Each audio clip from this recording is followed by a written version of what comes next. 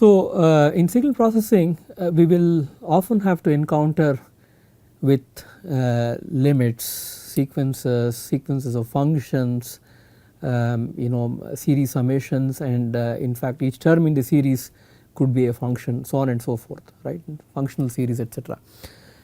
And there are also these notions of continuous functions, discontinuous functions, and we need some treatment into this. So, the root to these ideas stem from analysis in mathematics. I will not delve too much into analysis because it is a separate course in itself in the field of mathematics, and you could do a rigorous course for 30 hours as part of your NPTEL.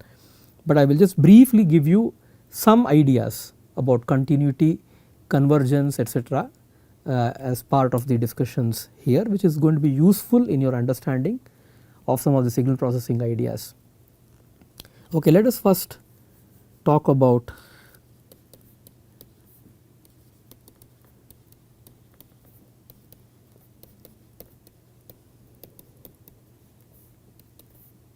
continuity and forms of continuity.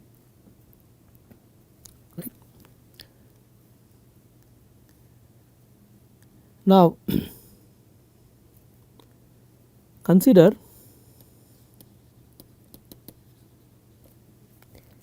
S to be a subset of real numbers R, and F is a mapping from S to R, and this is a real valued function defined on S, right. There is some subset S of real numbers, and there is a mapping from this subset to real, and this is a real valued function defined on the subset S. So, S, for example, if you think of S as say 0, say 2, this is basically all x belonging to the set of real numbers such that 0 is strictly less than x less than 2, that is, it is open on both sides. It can be infinite, like S is 0 infinity, which is basically x belonging to R such that x is strictly positive, right, because 0 is not included, it is strictly positive. So, we may encounter many such type of these sets. So, let us start with a notion of what continuity is. So, I will start with the definition.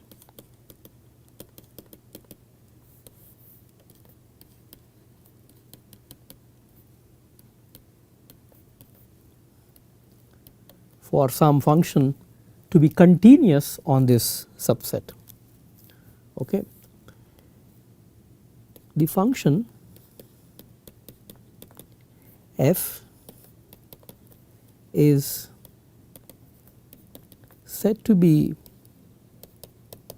continuous on S if and only if and only if for every x naught belonging to S, for every epsilon which is greater than 0, there exists a delta which is greater than 0, which depends upon x naught and epsilon.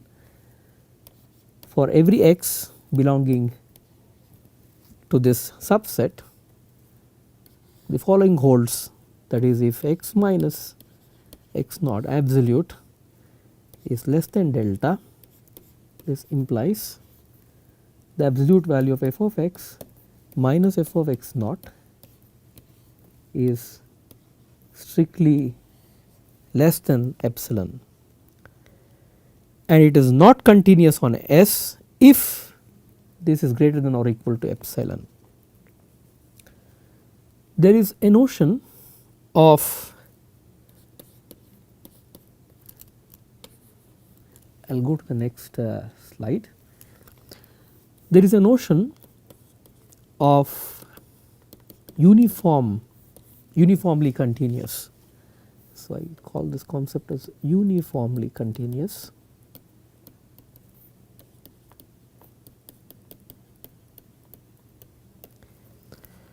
So, the function f is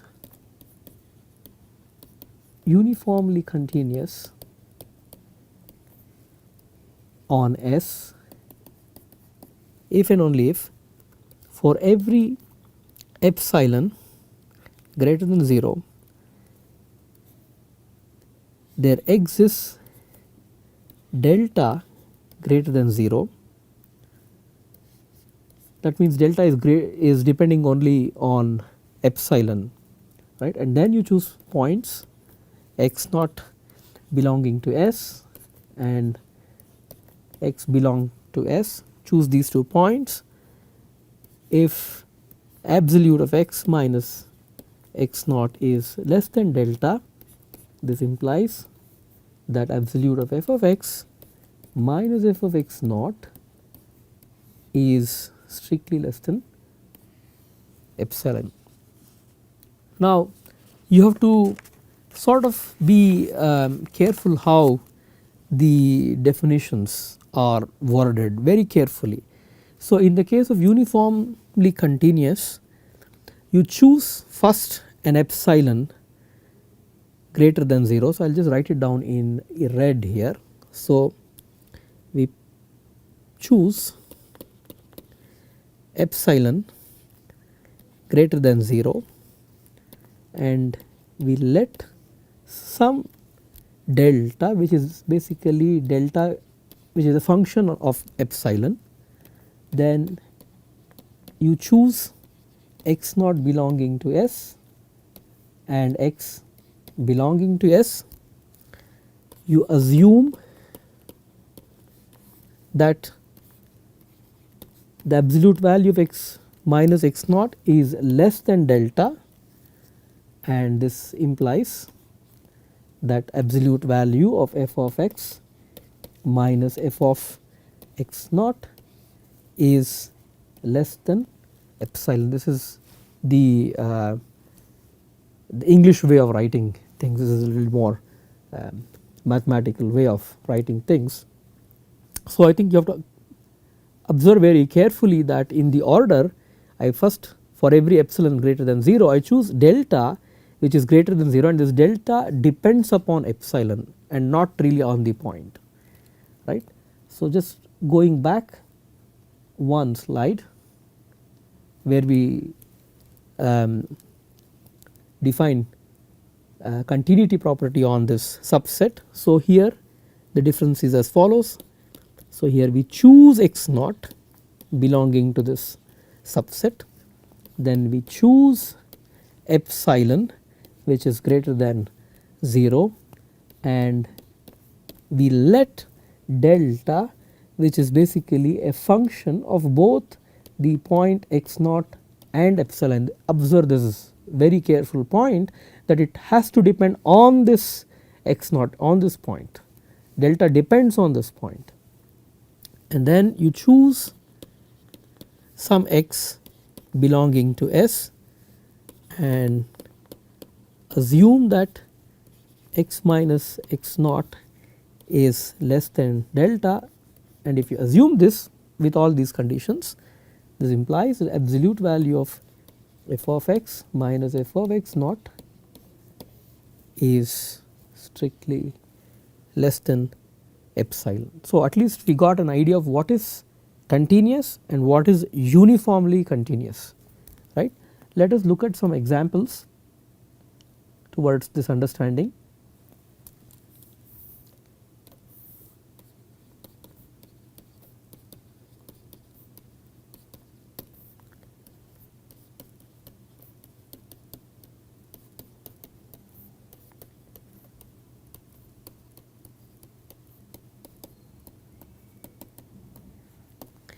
Okay.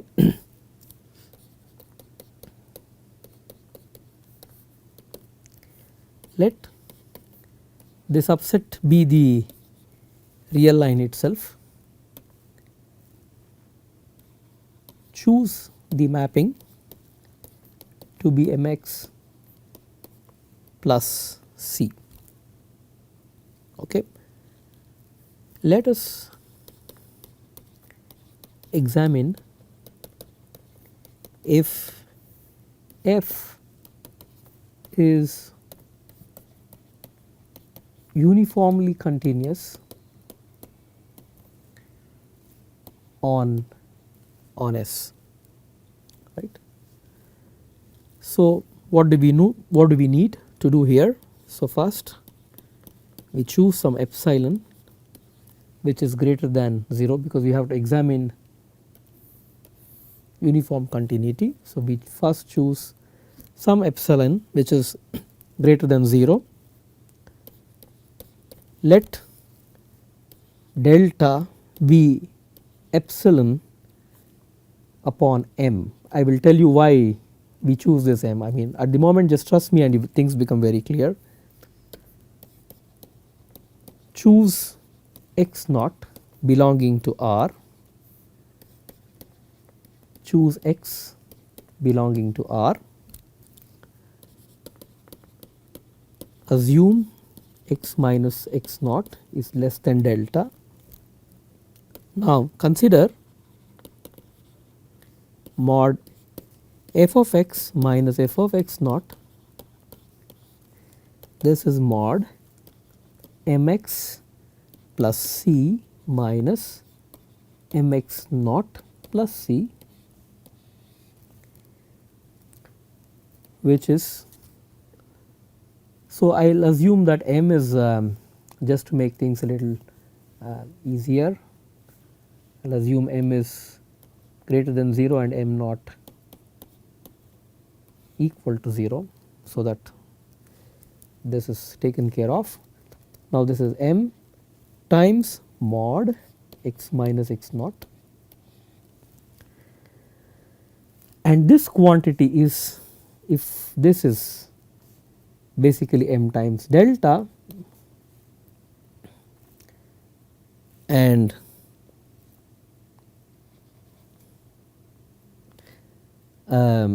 this is strictly, this is quantity strictly less than delta, right. So, I can say this is quantity strictly less than m times delta, and delta is epsilon upon m. So, therefore, this quantity modulus of f x minus f x naught is strictly less than epsilon, right, and that is the reason why I chose delta to be epsilon upon m. So, now you can see the choice of delta equals epsilon upon m, why it has been carefully chosen, right, and this is satisfied. Therefore, f, this function which is a mapping from S to R is uniformly continuous.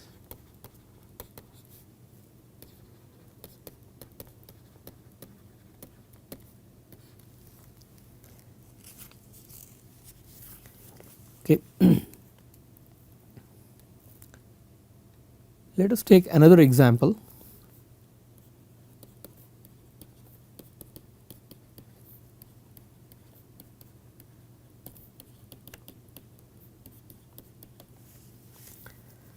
Suppose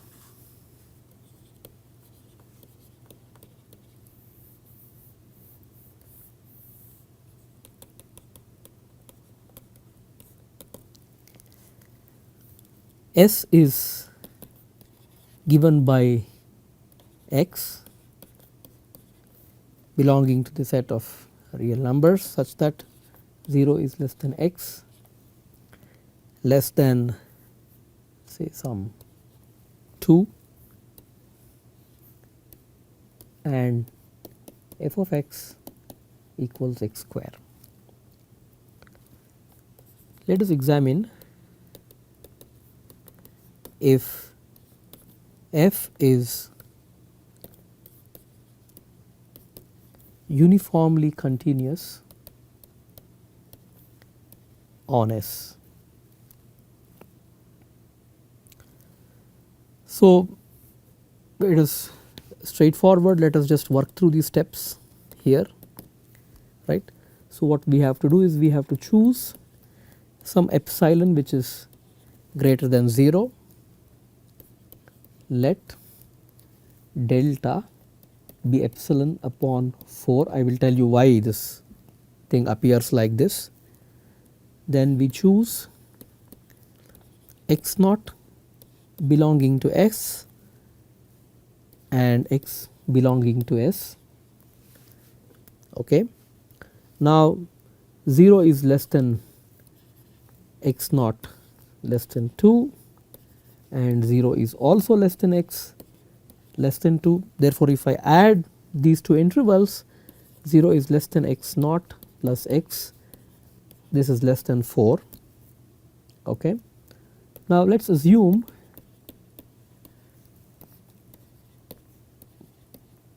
the absolute value of x minus x naught is less than delta. Now, consider mod f of x minus f of x naught, in this case is x square minus x naught square. You can factorize this as x plus x naught into mod x minus x naught, because x plus x naught is basically definitely greater than 0, right. We know this quantity, therefore, I did not put the absolute here, and this is basically 4 times I would say this is basically 4 times mod x minus x naught, and this is basically less than 4 times delta, and therefore, this is, if I choose delta to be epsilon upon 4, this basically satisfies the condition that absolute value of f of x minus f of x naught is strictly less than epsilon. Okay. So, this is again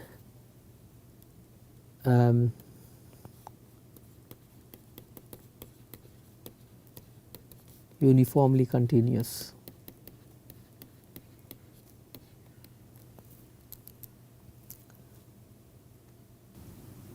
Well, there is a small catch here because the range is from 0 less than x less than 2, precisely x plus x naught will be strictly less than 4. So, this equality here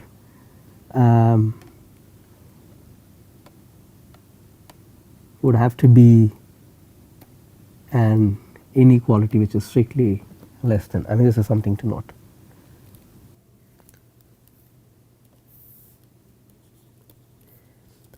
In our examples on f x is m x plus c and f x is x square, that is, we consider a linear function, we consider a quadratic function, we landed up with a situation where mod f of x1 minus f of x2 is less than or equal to some m times mod x1 minus x2, right. We landed up with a situation like this for all x1 x2 belonging to S, right. Inequality of this form is called Lipschitz inequality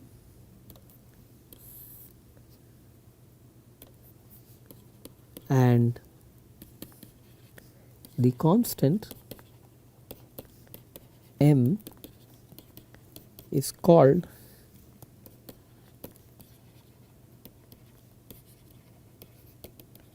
the corresponding Lipschitz constant. Okay. So, this is an important note. I think we understood what this this idea of continuity is, what the idea of uniform continuity is. I gave you examples of uniform continuity. I will give you some homework exercises that you would want to work.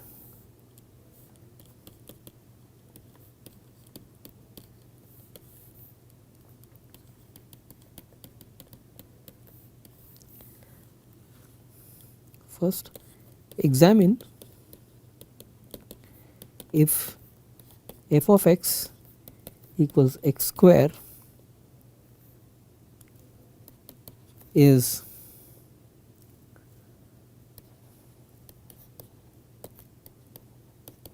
uniformly continuous on the interval s, which is basically 0 to infinity, and it is basically an open interval. So, this is one exercise that I would want you to try, and the second would be examine if f of x given by 1 if x is positive, 0 if x is less than or equal to 0 is continuous. Of course, you know the answer to the second problem because there is a jump here, right. I mean, it is like a step function, there is a jump here and you know it is a point of discontinuity, but using the definitions that we learned just now on continuous functions and uniformly continuous functions, I would want you to examine if this is continuous or not. Okay. So, I think with this we cover the essentialities of continuous property. Then next we will talk about convergence, and then we will discuss some of the subtle issues related to convergence of sequences and then convergence of functions, which is essential for your signal processing understanding. Thank you.